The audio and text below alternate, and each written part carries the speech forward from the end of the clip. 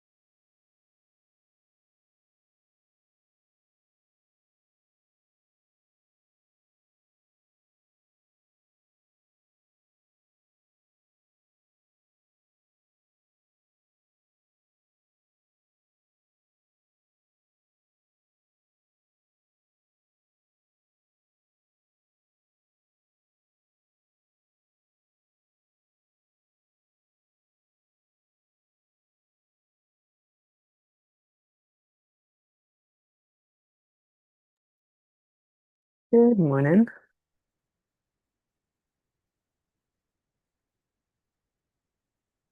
I'm looking for our other presenter today. Rachel, I don't see her in the chat yet, but Hey, Elizabeth, it's Christine. I'm here. I was just checking in. so far so good here.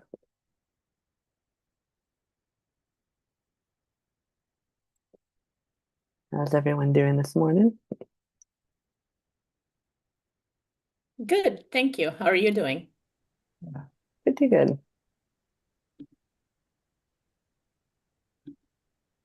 How you doing, Dylan?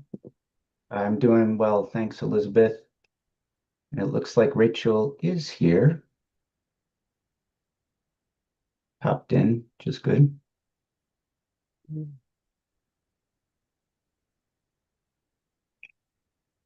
Yeah, it's the good problem I to just have of lots promoted of her. people. Oh, I just thank you. promoted her to panelist. Yeah. Thank you, Christine. I thought I was going crazy for a minute. Like, I don't see her in the list.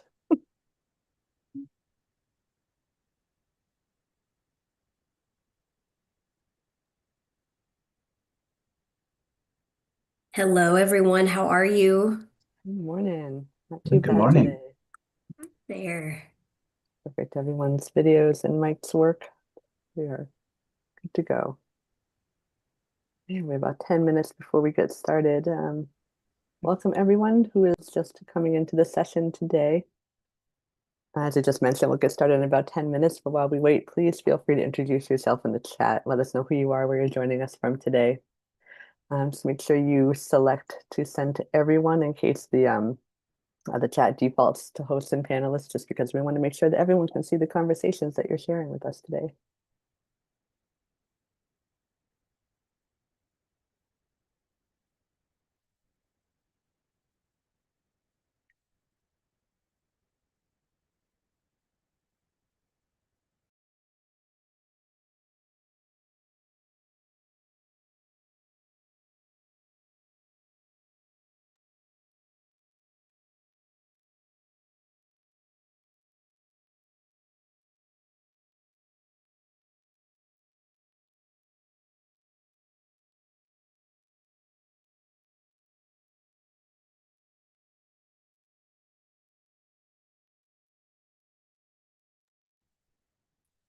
Just wanted to quickly test sound. Can y'all hear me okay?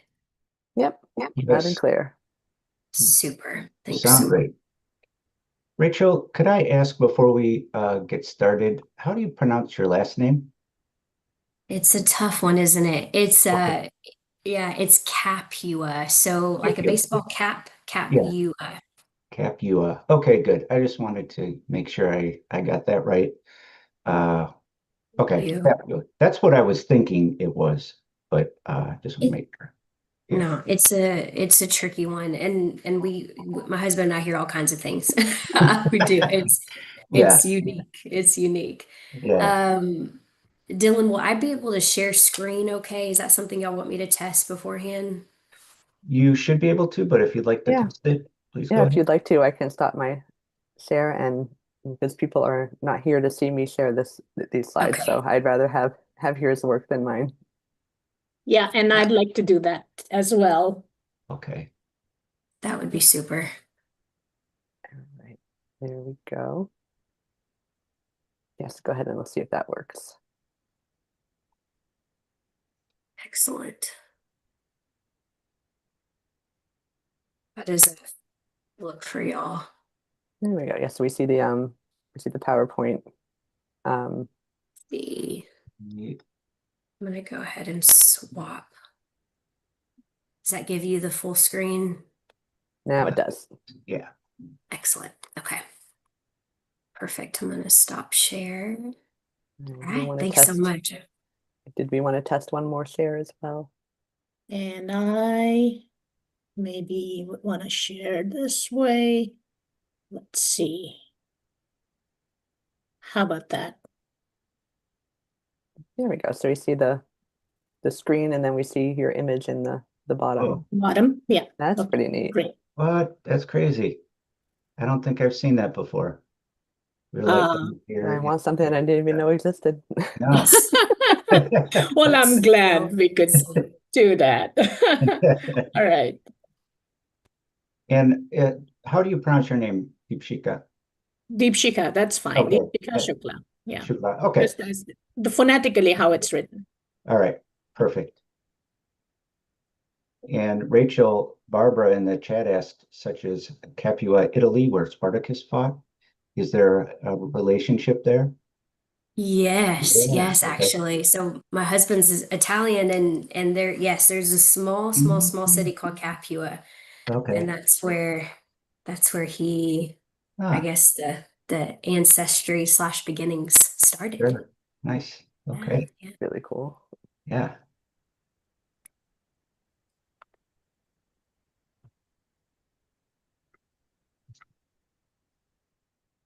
Perfect. Well, thank you all for hosting us. We really appreciate this. Looking forward to a great couple days.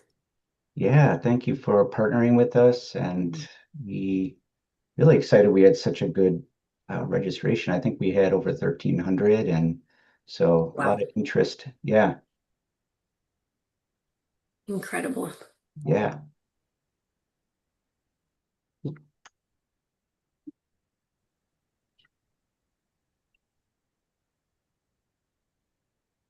And as we wrap up, just kind of prep, can you share with us just the order kindly of how this first part will go?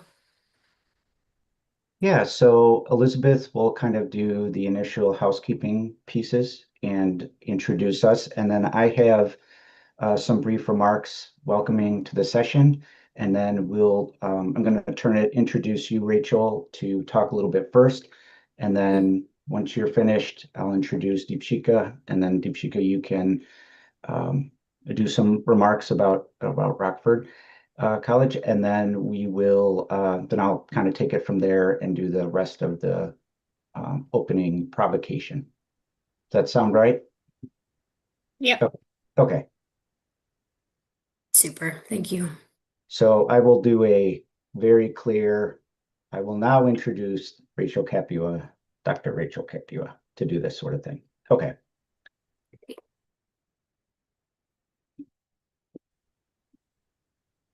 Yeah, it's great. I see we have a lot of people coming from all over the place. Thank you everyone for joining us this morning, this afternoon, this evening, depending on where you're coming from. Adele, are you there? Or Christine? Yes, I am. Hello. Okay. Hi. How are you this morning? Good. How are you? Good.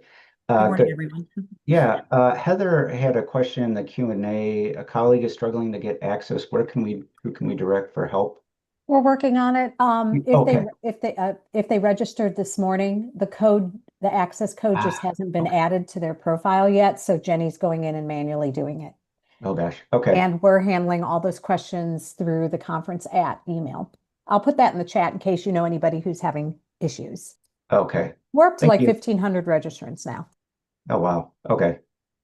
I just want to give a quick shout out to our conference team. They are Yeah. fantastic. You see Christine and Adele here for Yes. putting all this together, all the back end things that people don't realize going on. So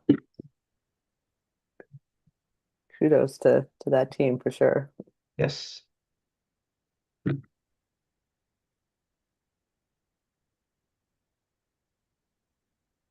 Well, thank you guys. And to everybody here, you're going to get a whole experience with the entire OLC staff because they'll be serving as your Zoom room managers today and Thursday for all the different sessions. So you're going to meet practically the whole staff today. You know, for these future sessions, we should have like a bingo game saying how many like OLC staff can you get, and if you get a bingo, then Yeah. Right. Yeah, that's right. Okay. staff will probably end up playing that too.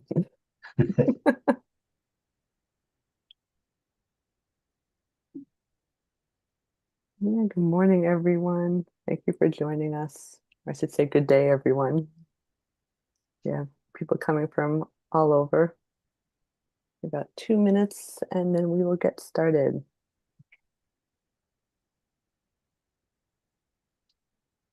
7 a.m. time. Thank you for joining us for sure.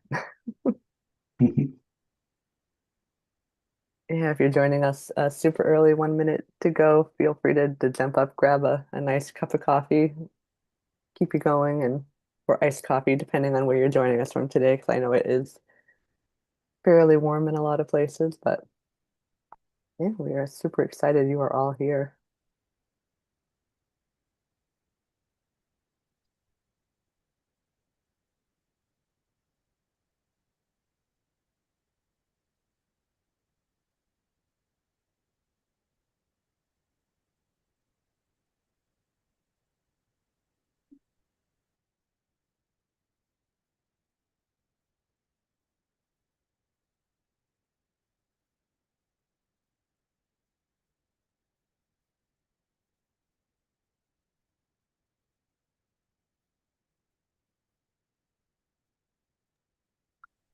All right, everyone. Well, I have the top of the hour on my watch, so I'm going to go ahead and get us started.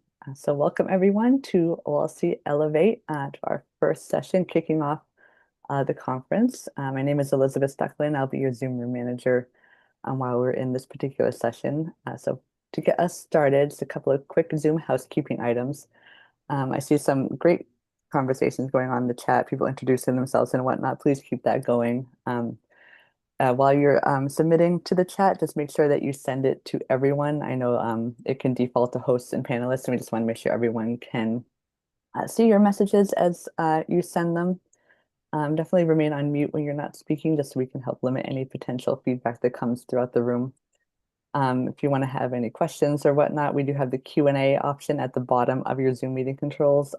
Please use that for questions just so they don't get lost in the chat, since we do have quite a few people in this space right now. But please use that the chat for general conversation and whatnot. And lastly, automatic captions are available today should you need them. You can enable them by clicking on the Show Captions button, which is on the bottom of your Zoom meeting controls, and then select to have the captions appear on the bottom of your screen or have a pop-up appear off to the side. And I do want to take a quick moment just to thank our co-hosts today, Tarleton State University and Rockford University. Their support of this conference is dedicated to really helping OLC create the space for each of you to engage in these critical dialogues around the generative ways that we can create a more equitable and inclusive future of education through the power of digital learning. So thank you to them for co-hosting this today. And so at this time, I'm going to turn things over to Dylan Barth, OLC's VP of Innovation and Programs, to help get things going for today. So the floor is all yours, Dylan. All right, thank you, Elizabeth, and thank you all for being here. It's so great to have you here. My name is Dylan Barth, and I'm the Vice President of Innovation and Programs at OLC, and I'm super excited to see you all here today for our two-day Elevate event.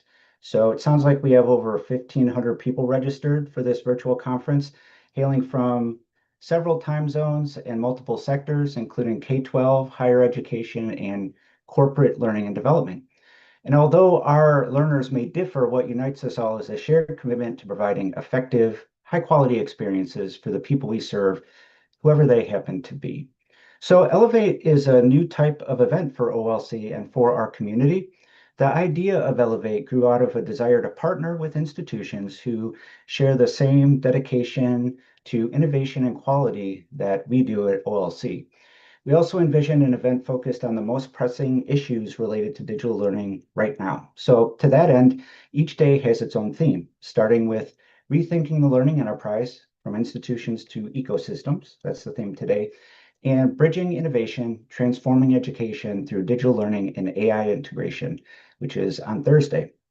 I've reviewed the schedule and I've seen the amazing speakers and sessions we have in store for you. So I'm certain you will leave this event with new ideas, innovative practices, and the inspiration you need to elevate your learners. So one other thing about Elevate, we know that funding for conference travel is tight, which is why we're offering Elevate as a virtual event at no cost to our institutional members and at a low cost to other members of the community. Regardless of your fiscal realities, the work you do in digital learning continues, and given the pace of change around us, I would argue that professional development to support that work is more important now than ever. So thank you for taking the time to join us this week and to participate in this event. Another benefit of a virtual event like this is that you don't have to worry about security lines, flight delays, and lost luggage. It happens all too frequently these days.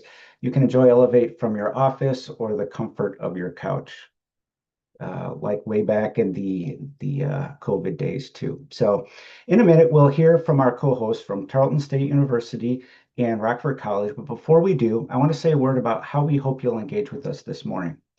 Just because we're not together in a physical space, I don't want you to think Elevate is meant to be a passive experience.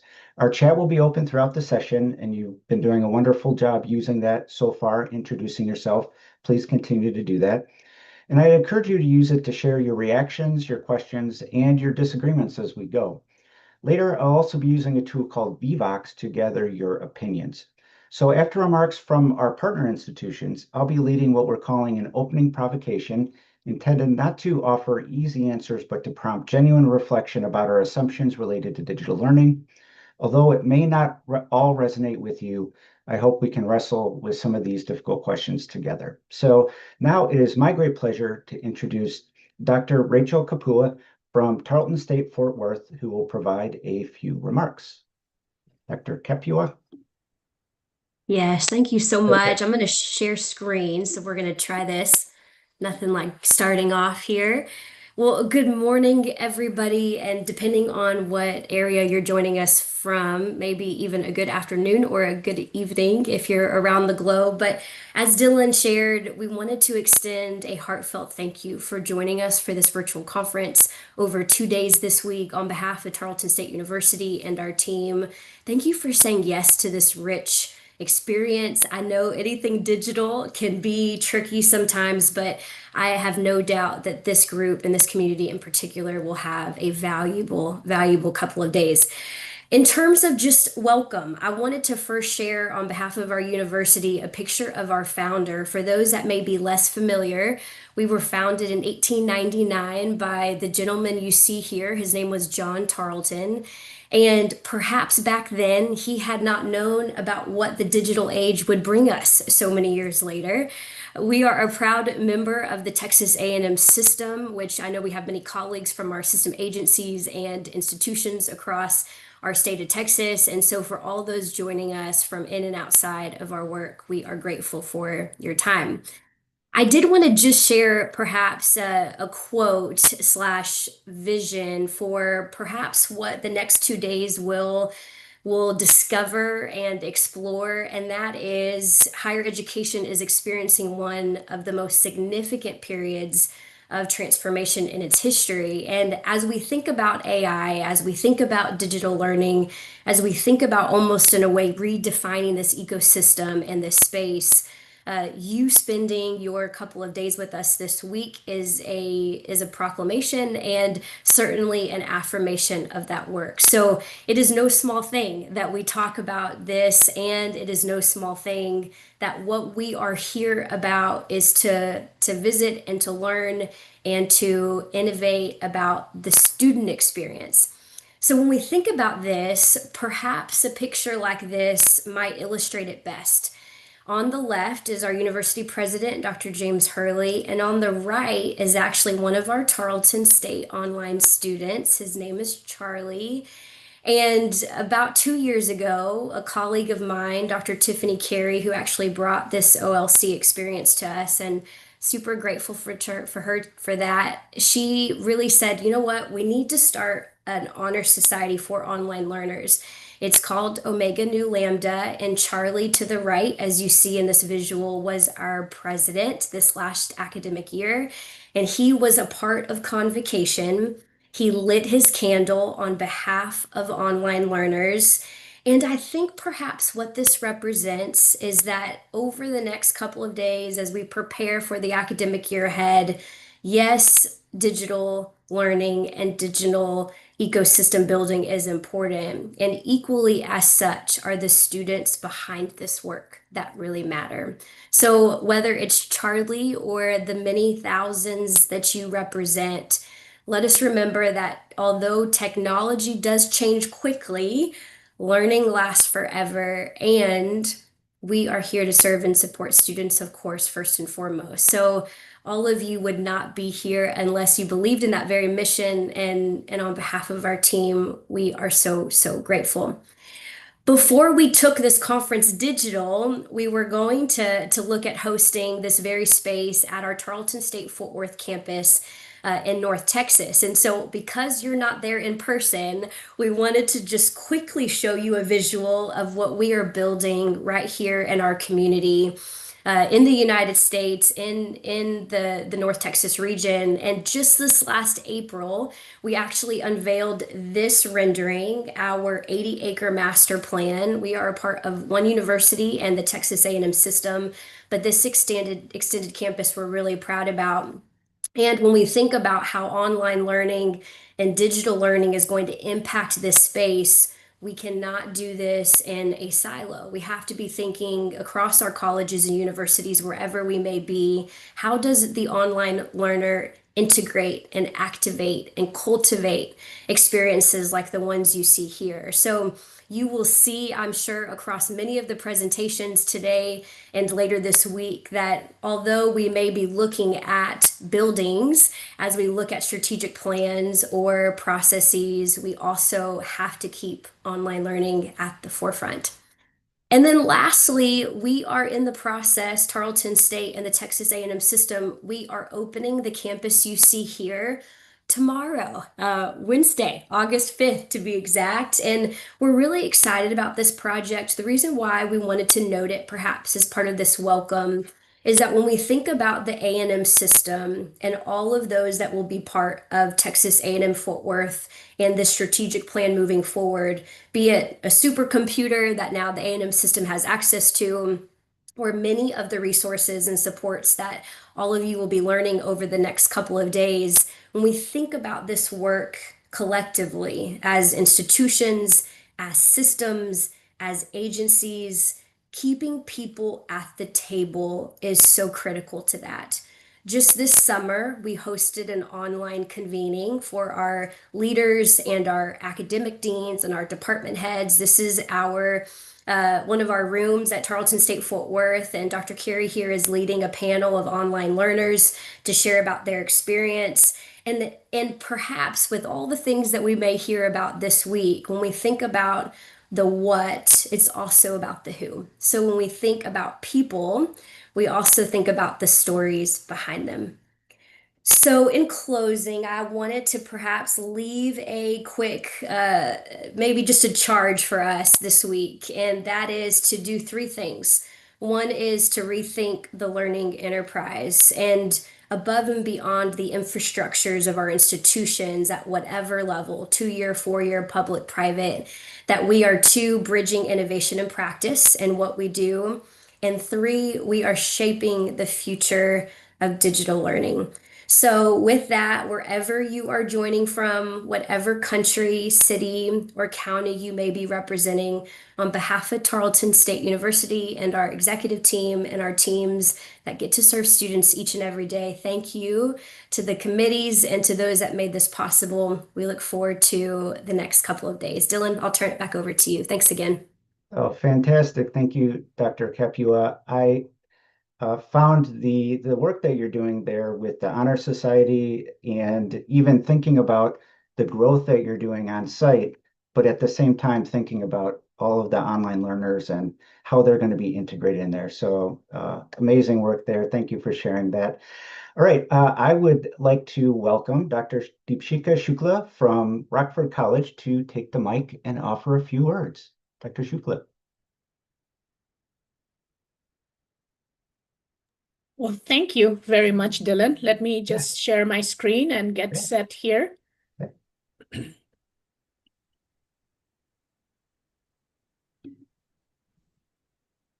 Can you all see my screen okay? Yes. All right. So hello, everyone, and welcome to Rockford University virtually. And to OLC Elevate 2026. We are a very small private college university in Northern Illinois, about 1,250 FTE, a quarter of which is non-traditional and online learners. And I would want to start at the very outset by thanking you, the OLC team, especially the conference and events team. Special shout out to Christine Hinckley, who back and forth a lot of times. And a special thank you to presenters and attendees from all over the world. This is a perfect example of how technology makes travel instantaneous, right? So I think I shared the wrong screen. So let me share the right screen, this one. And hopefully you can see the presentation now. Absolutely sorry for that. We're actually honored that you chose to spend 2 days with us, not just at Rockford University, but in the Rockford region, a community that has continuously reinvented itself through resilience, innovation, and partnership. It is a city of about 150,000 in Northern Illinois, and it's known for Rockford peaches, from the League of Their Own, and also known as the Screw City or the Forest City. It has long been known as a manufacturing community, but today it has become something even more, a region invested in advanced manufacturing, healthcare, aerospace, education, entrepreneurship, and talent development. That transformation and the transformation Dr. Capua was talking about depends on one thing above all else, learning. And at Rockford University, we increasingly think of ourselves not simply as a campus, but a part of the region's learning and talent development infrastructure. We exemplify the university as a service concept. Learning does not need to end with commencement. It happens throughout a person's life and career and throughout an organization's evolution. And that's what's critical about this conference too. How do we do that? We honor our most notable alumna and Nobel Prize winner, Jane Addams's legacy of service. Our learning is rooted in liberal arts, but at the same time, we acknowledge that talent is a regional asset. Lifelong learning is the path to progress, and regional problems can be solved collectively and collaboratively. A few examples, we are part of Rockford Promise. That is a program that provides college education free of cost to eligible students. Social worker opportunity tracks. A few organizations came together for that partnership, realized a deficit in social worker training, and came together to create that program. RPS 205 pathway to create and educate future educators, and they come back for non-traditional Masters in Urban Education program, all paid through the public school district. We are helping adults upskill and reskill through programs such as the Institute for Executive Leadership, a collaboration with the Greater Rockford Chamber of Commerce, English for Workplace for newcomers who are trying to get a hold of life in the United States. And we are partnering with agencies like the Local Workforce Innovation Board to create sustainable success, like for the internship program called Northern Illinois Talent Accelerator.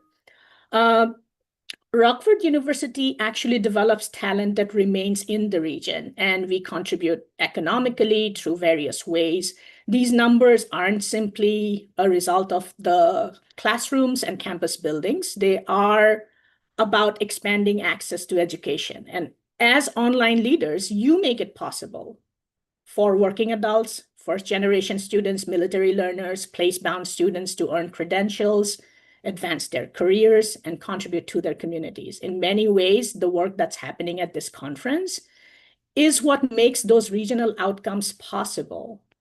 And everyone in this room shares a common purpose, whether you are designing courses, leading innovation, supporting faculty, shaping institutional strategy. Your work creates opportunity, and that's why OLC matters. Every course you improve, every student you help persist, every innovation you scale becomes someone's promotion, someone's new career, someone's degree, someone's future, right? And so progress doesn't happen by chance, actually. And if we follow Rockford University's existence from being Rockford Female Seminary in 1847 to becoming co-ed and Rockford College, and then becoming Rockford University, we realize that progress is actually designed, right? And it is designed through collaboration, curiosity, innovation, and the courage to rethink how learning happens. Over these 2 days, I encourage you to ask bold questions, challenge assumptions, share generously, and leave with new ideas and new partnership. Welcome to Rockford University and to OLC Elevate 2026. I want to thank our partners, Tarleton State University, and I want to leave you with this short video, 30 seconds maybe. There's a pioneering spirit here. It's ingrained in our history, and it drives our future. Creators, innovators, doers. We are Rockford University. We're you. We are an affordable path to your future. Well, welcome to OLC Elevate 2026. Let the games begin. Thank you so much, Dr. Shukla. And I do want to offer an apology to you. I called it Rockford College. It's Rockford University, obviously. I grew up in Northern Illinois, so back in the day it was Rockford College, but Rockford University. It's wonderful that you've been growing and doing the work that you've done. You mentioned the Rockford, the Peaches, but there's also the Rockford Ice Hogs, who are like Yes. a minor league hockey team. I've seen a lot of Ice Hogs games in my day, so thank you. And I just want to thank you both. Oh yeah, go ahead. And we just hosted the Women's World Cup, Baseball World Cup group stage. Next year would be the World Cup, the final event. Fantastic. Yeah. So, I mean, fantastic things happening at both of your universities. And once again, thank you so much for partnering with us. So I am going to switch over myself and take over the screen. And let's see, where am I here? How do things look? Good? Pretty good. Okay, you can see a screen. All right, good. Lots of thumbs up there. Great. So welcome to, this is our opening provocation, Elevating Learning in an Age of Acceleration. And just want to make one note that at one point in the schedule, it said that we were scheduled until 9:30 Central Time for the sessions. We actually have until 10 o'clock. So if you can remain with us, that'd be great. It is updated now in that online schedule, but this opening provocation is really meant to pose some ideas around digital learning that would be relevant, I hope, to all sectors. So K-12, corporate learning and development, and higher ed, and think through some of the issues, the many, I guess, many of the challenges that we're facing and the pace at which change is happening right now. So we can think about this as a warm up to all the great sessions that we are going to be listening to and engaging with over the next couple of days. So I do want to start with a poll for you all. So I'm going over to VBox. So VBox, there are two ways that you can access this. You can put into your browser, if you're on a computer, vbox.app, and put in the number here, 184-207-056. If you are on a mobile device, you can use the QR code and use that way. So you can access it in multiple ways. We don't have a ton of time for troubleshooting, so if you're having trouble, you can also participate in the chat if you need to, though it'll be a little bit more difficult to see what's going on there. So I'm just going to wait a second for you all to be able to log in, and then I'll ask that question. So again, vbox.app in the browser, and then you can go ahead and put in that ID, or you can use the QR code. I tested these out this morning. Oh, I got a thumbs up. That's good. But you never know, right, with technology. All right, so I'm going to open a poll. And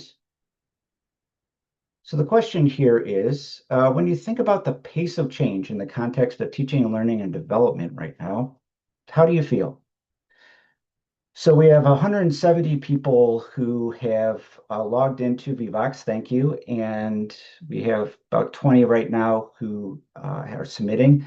This should bring up a kind of a word cloud, so we see how things are going right now. So I can tell you pace of change, I would say fast, right? It's quick, things are happening a lot. So how does that make you feel?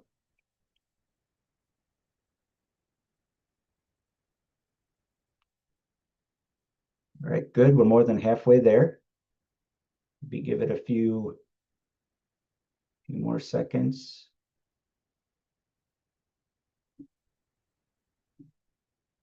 And if you want to keep this on your phone or keep this browser window open, I have several more questions that I'm going to be asking over the course of this session, and I think it's a good way with how many people we have in here to be able to engage and have a little bit of feedback from you all in such a large virtual space. So good. It seems like things are capping out at 159. You'll be able to, in the future, you'll be able to contribute as well. So you can see, looking at here, the biggest one, word cloud, overwhelmed. And I think that is, and these are in a way not surprising, right? That the pace of change, it feels so overwhelming right now, but there is also this element of excitement, is that with change, we are looking for new ways to engage learners, new ways for learners to be successful. And there's a lot happening, but a lot of that can also be really good as well. And I think they're whiplash, rushed, a couple of rushed in there, opportunities. Yeah, so thank you for sharing this. Left behind and lost. I feel that as well. Okay, so I'm going to move on then to a key question that we're going to be answering during this session. And this is meant to be a provocative type of question, is what if the greatest risk we face is not that technology will change too much, right? But that our assumptions about learning change too little or maybe too slowly. So I think sometimes when we feel overwhelmed, when we feel like things are happening too quickly, especially in the technology space, we think, oh, that's the problem. And I'm just wondering if maybe we can rethink that and say, well, maybe the assumptions we have made about learning, maybe that's what needs to change a little bit more. So I'm going to talk just very quickly about how we got to the point at which we're at in terms of how we think about learning. This, I would imagine none of this will come as a surprise to you, okay? So the traditional approach to learning, I'm talking that grew out of the 20th century. Some of the following assumptions are part of that, right? Knowledge was scarce. So you had to go to an expert, you had to go to the library, you had to read books, you had to use a card catalog to find information. I was thinking about in the mornings, back in the day in the 90s, right? If you wanted to know what the weather was, you had to have on a channel and they would share weather on the 8s, right? The Weather Channel. Now we can get that instantaneously, maps, things like that. But even in the space, in the academic or learning space, uh, even it was not as easily available on a phone or a device to be able to find information. So we kind of that's what we've inherited. Also, the fact that expertise changed gradually, and this is really about uh, when students would go to a college or university, there was an expectation that the half-life of their skills would be long enough to get them through and into their careers. And I think now that expertise is changing more rapidly, the need for expertise. I would also say that learning preceded application. So when we think about students sitting in a lecture hall, right, and taking notes, studying, and then taking a test or doing some sort of exam, that learning doesn't happen necessarily through the application process, through doing. Now, again, these are generalizations, but I think speaking, broadly, there's quite a bit of truth here. Recall demonstrated understanding.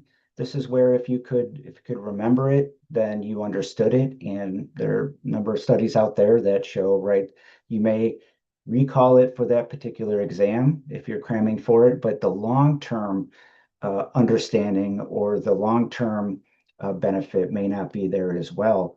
And also, I think a big piece of our legacy around learning is scale prohibiting personalization. Thinking about large lecture halls again, where the scale is so large that it's impossible to, in a room of 300 students or learners, to be able to really personalize, individualize things. So in that space, we really have to think about, okay, how can we help learners who, so many different backgrounds and so many different individual preferences, ways of learning that we kind of, in by necessity, had to kind of omit this idea of personalization a bit. And I think another one is not that learners actually were homogenous. I think the issue is that learners were thought needed to be homogenous, that there was a type of student who, that is the student who would be successful. If you didn't fit into this mold, then you wouldn't be successful. And there wasn't a lot of change around this. And really, this grows out of this idea of an industrial approach to education. And this is what I would say we're really the legacy that we're working in, and we're trying to rethink that here. That's part of what we're doing at Elevate. So I do have another poll that I want to do real quick. And so if you want to go head back over to Vivox, you don't have it open already. The next question is, which of these principles has remained the most unchanged? So these are the 6 that I just talked about here. And which one of these, you can only choose one. Might be hard to choose. But knowledge is scarce. Expertise changed gradually. Learning preceded application. Recall demonstrated understanding. I can say while you're voting that the only grade I ever received lower than a B in my university time was a D in art history. And a big part of that was because I wasn't a great student. But then the other part was it was based entirely on being able to recall different pieces and the names and that information. And so I blame myself mostly, but that was a failure there on that part. Scale prohibited personalization. Learners were homogeneous. So we have 149, 150. Okay, 5 more seconds. And what do we have here? Oh, okay. Yeah, learning preceding application, by far the biggest number here. And I think I wasn't able to do this, but I think this would have been that I picked as well, is that we think about often you learn first and then you apply it in a situation where so much of learning happens through the process of doing that work and doing the hard work. And I think this gets at a lot of what we are facing with things like generative AI, which we'll get to in just a minute, is that that application piece is missing when generative AI can do all that work. So excellent. Great. So I'm going to head back over to the slides here and just going to talk about 3 forces that are reshaping learning. And we're going to kind of interrogate all 3 of these over the course of the next half hour. And the first one, I imagine that these are not terribly surprising to you all in terms of what are some of the forces. There are other forces as well. We have geopolitical issues, we have budget cuts and things, but I want to focus on these 3 and thinking about what we need to do as organizations and institutions in order to address these. So one is AI acceleration. We know that AI is transforming the way that we work and operate, but also I think how we come to understand and produce knowledge. And I think we're having to rethink that quite a bit. What it means to work with AI, what it means in terms of ownership and intellectual property, and all of those pieces are becoming quite muddled, and it's happening very quickly. 2, changing learners, and we'll talk a little bit more in depth about what that means, but we know that learners have greater access to learning, and thankfully due to online learning, digital learning, hybrid, all of those different elements, but I think they also have different expectations about what learning looks like and what they hope to accomplish. We'll get there in a little bit. And then finally, workforce transformation and technology and other factors, particularly AI, right, is increasing the speed of job changes and the need for upskilling. And even though these are all 3 separate, they are all interconnected, and it can be hard to talk about each of these separately. So as we continue our discussion, we'll kind of think about the ways that they're intersected there. So another poll that I have will be, all right, look at which of these forces concerns you the most as an educator, someone who is supporting learning. And at 45, I did want to just see about chat here.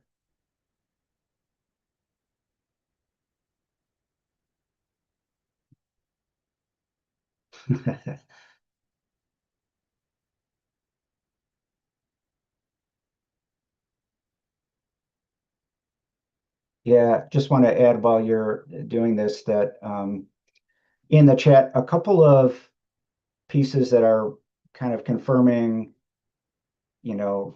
remembering things. I can barely remember what today. Heather Deluxe, you would put that in, let alone every bone in the body, right? That was something that had to be remembered. But I do want to point out, Dr. Cheryl Lee had said that learning occurs through reflection as well. And I think that's an excellent point, not just going through it, but understanding why that process worked, what you might have done differently through that process. So thanks for sharing that with you. So let's see, what do we have? All right, AI.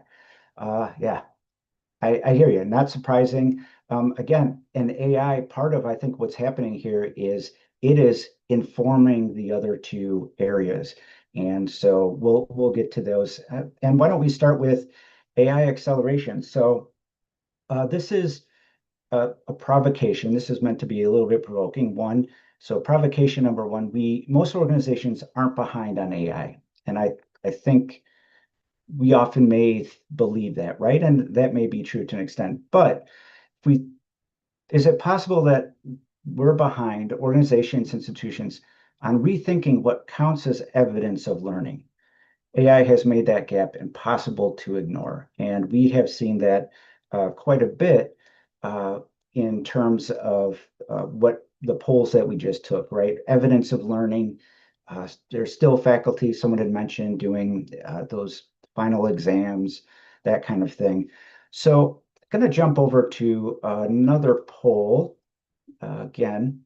And this one is a question about, do you think that AI is mostly revealing existing problems in teaching and training? So no matter what space you're on in terms of learning, or is it creating new ones? You could answer both equally, right? So yeah, they're both an issue. Or I wanted to put something else in case you feel maybe neither is true or it's too limiting of an issue. But I'll be talking a little bit about my thoughts related to that as well. And while you're typing, I'm going to look at the chat. Good.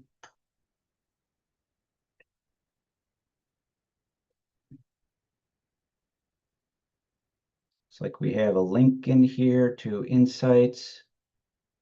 Yeah. All right. Thanks, Brianna, too. It's not that learning can't continue with the rise of AI, but assessment is so challenging. Exactly. Good. We have 155. Good. All right. I'm going to close this out. All right. Both equally. I think it really gets at the tension that this session is trying to get at, right? Is that yes, it has created new problems, I think, AI, in terms of the way we think about teaching and learning, but it also does show some of those things that were there, their legacy issues that we need to address a little bit. So let me go into a couple of examples here. So Blue Book, right? Recognize this. This is a lot of us who went to college, university before the 2000s. This was a popular way in which instructors, faculty members would have you do written exams, right? And what's fascinating about this is that according to the Wall Street Journal, right, sales of Blue Books have increased since ChatGPT was released. So UC Berkeley up 80% sales of Blue Books were up 80% over 2 academic years from the student store. At University of Florida, up nearly 50, and at Texas A&M, up more than 30%. And what I think this reveals is that instead of rethinking how to address the issue of students being able to use AI to cheat, right, on these exams, we're reverting back to an era in which we were using Blue Books to do this kind of work. And one of the biggest issues I have with this is having young kids. They don't teach handwriting anymore, at least where I'm at. So imagine a student who's used to being able to type and do this work and then having to handwrite everything out. And this is aside from accessibility issues as well. So this is a higher ed context, I think maybe a little bit less corporate, L&D and K-12, but I think part of the way that we're assessing students or learners is really important. You may recognize some of these names, right? Turnitin has been around for a while, but these are all different kinds of tools that are focused on cheating. And really, since again, ChatGPT almost 4 years ago, right? AI detection tools for writing assignments, they've really proliferated. And part of this is so Inside Higher Ed did a poll or a survey around this, and 59% of higher ed leaders said that cheating increased since generative AI became available. Okay, so that's almost 60% believe, right? And 54% don't believe their faculty can effectively recognize AI generated work. So that administrators believe it's happening and don't think that their faculty are able to recognize it. And so this right here, this is the answer. Let's find technology that will help do this. Now, there are several problems with this. It's very inaccurate in the way that it does it, right? It flags things if it's too good, right? Then it thinks that it wasn't possible for that it wasn't written by a student, if it even though the student may be a very effective writer, that kind of thing. It ignores the possibility that AI might be a thought partner and a helper in that work. And it really, once again, relies on, you see Turnitin here, who's been in this space for a while in looking at cheating. And this goes back, it's part of a legacy of students turning in papers, before these technologies even, where they get them from their roommates, from their, other people within the university. So I think these are all really, this again kind of points to the fact that we're still thinking about assessments as we did in the 20th century. Might have heard about this one. This came out, Einstein. It was like up for a week and then it was gone. Einstein, this is February of this year, is basically it is a tool that for payment supposedly will do an entire course for you. So we've seen that AI agents have emerged that can complete training and coursework. Now, there are, of course, all sorts of horrible implications here. I'm thinking about, I wouldn't want to trust, thinking about like my relationship with Claude and ChatGPT. It makes a lot of mistakes. It has wrong information. It does apologize for it, but still, there are those issues of, even a student going through, they're not learning anything. And I think one of the issues too I have with this particular one is that using a beloved figure like Einstein to promote cheating, essentially. But this is what we're up against. And if we're designing learning environments in which an AI agent can complete that without a human in the loop, what does that say about the way that we're assessing our learners? And I think this is a real tension that we're facing here. I would also say that when we think about in corporate learning environments as well, this works.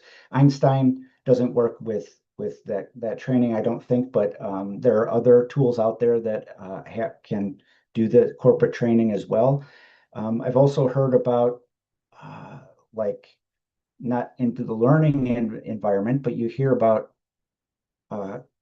AI, generative AI being used for applications that when people are applying for jobs, and then the organizations, the companies are then using AI to screen.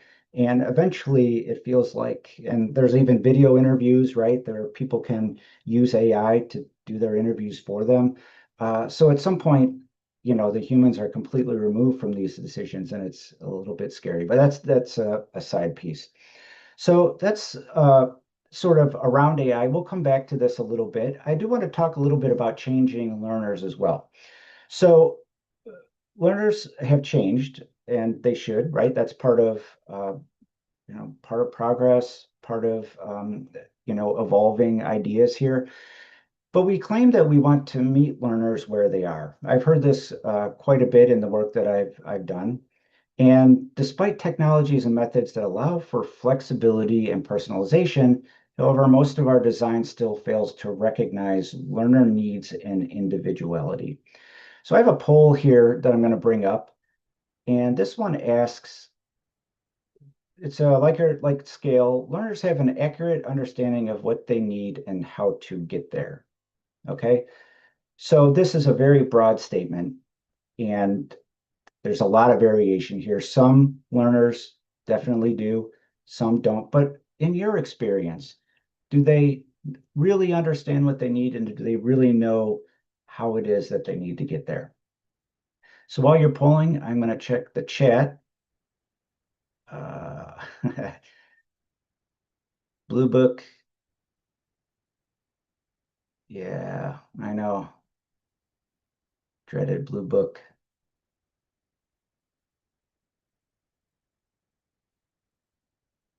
Okay, interesting.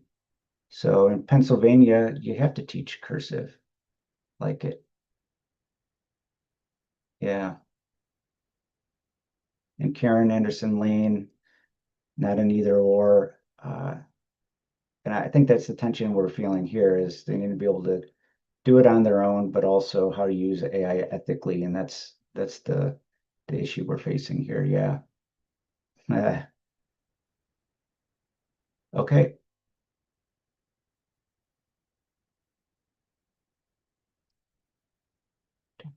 All right. Good. Thank you for that. And let's see. Disagree.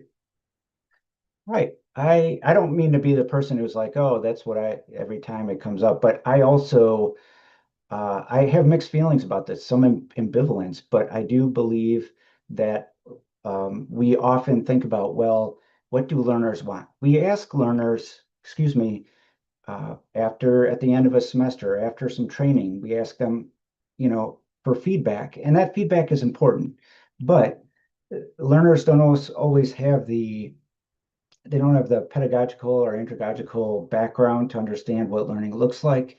They may not even know what they're looking for. And think about, and not to be nostalgic about it, but the idea of going into a library and browsing. You pick up things, you learn things, you find different materials than you would just if you were to find that resource, by clicking in on a database or something like that. And I know there are other ways that you can find that through that database, but there is something about uh, not knowing and what you can explore when you go there through that. So I'm going to give a couple of examples here as well. You may be familiar with this book. This is Attention Span by Dr. Gloria Mark. And this book, she talks about how attention spans have changed over the course of, I think she studied from 2004, and this is published in 2025 or something. And one of the things that she comes up with is average time on a single screen before switching to a different screen or something else dropped from 2.5 minutes to about 47 seconds by 2025. So maybe not surprising to some extent, right? That our attention spans and our ability to keep focused on something has changed. And that has changed for our learners as well. And we can't expect to be teaching in the same way that we have before. We have to be able to adjust to this. And I think there's an argument for that might say, well, students, learners, they need to learn how to have better attention spans, right? But I think what we're encountering here is affects most everyone, and that's maybe unrealistic, and we might be leaving some learners behind. Another statistics in there is it takes about 25 minutes to re-engage with a task when pulled away from it. And so you think about some of the work that especially we're thinking in higher ed, but also in all of the sectors where deep thinking, focused work, and when you get distracted, that pulls you away from that work. And it takes, according to this research, 25 minutes to get back into that mindset. And you may be doing other things, you may be checking Slack or Teams or doing email, checking LinkedIn, but to re-engage and really think back through that is a challenge. And this is something I found on the Microsoft Work Trend Index was knowledge workers. I would say that we're all in that space. Face roughly 275 digital interruptions a day, which is an average of every 2 minutes, driven by 117 emails and 153 chat messages. And I work in a virtual environment, and I can see that as well, is that there's information and distractions coming in all the time, and that's happening with our learners as well. Another thing changing is kind of our demographics. So this is from a witchy publication that came out a couple of years ago. This is Knocking at the College Door. And this is the projected change in high school graduates. This is by state. The overall drop from 2023 to 2041 is 13% if you take all of this together. Um, and essentially, the idea is that our high school graduates who would then attend college, right? That's going down. And in the higher ed space, we have to think about, well, what does that look like for learners? I think even though I think this is okay, right? Not to panic, because we are finding other ways to engage learners in lifelong learning, upskilling in different kinds of environments. And but it does change who we think about a learner being. We no longer, the learner is not a student, is not the 18-year-old who's on site, right? There are all sorts of types, and this has been changing for a while. So we see demographics have been changing, will continue to change. Another piece that I think is being talked about quite a bit, I'm sure you're familiar with this, is the idea of micro-credentialing, right? And this image, and it comes from Digital Promise, the role of micro-credentials in lifelong learning and development.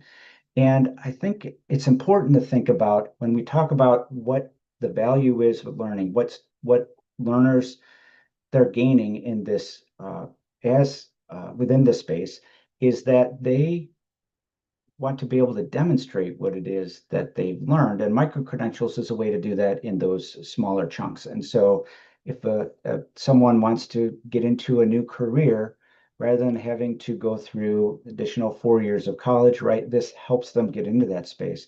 One issue is that we do have the space where micro-credentials, they do have that potential, but they require credibility. And I think that's been one of the bigger barriers for companies who are hiring students who may have these credentials, is it really matters who's giving those credentials out.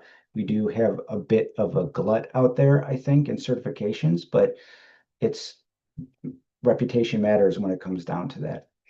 And then, so just in the case of changing learners, right, we have more learners who are doing who are learning and looking for opportunities to gain credentialing that are outside the traditional 4-year degree. And that's been going on.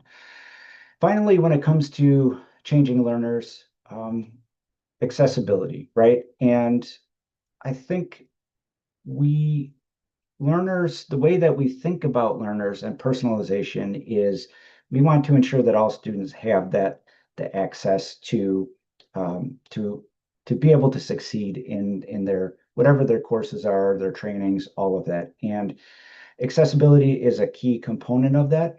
I would still say that organizations in general, institutions are still scrambling to meet federal accessibility compliance, although the federal guidelines were extended for a year, and a lot of advocates around accessibility were upset by that, right? Because that just kind of delays the help that many of our learners will need.